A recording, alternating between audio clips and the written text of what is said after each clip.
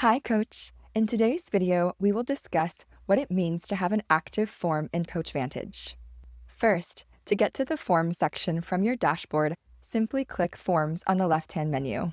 It is on this screen where I can scroll down and view my forms.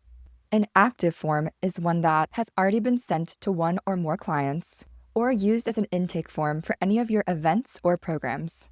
On the Forms page here, an active form is one that is displayed by the green active label, whereas an inactive form will be notated with a gray label. Now, let's discuss how to delete an active form. To do this, simply select the three-dot button menu of a specific form, in this case, Form 22, and then press Delete. A pop-up window will appear to confirm that you would like to proceed and delete this form. Click Proceed when ready. Please note that if you delete a form that has been sent and has responses from your clients, you will lose access to the form responses as well, and this data is not recoverable. When a form is deleted, it will also be removed from the client portal, and your client will no longer have access to the form and their responses.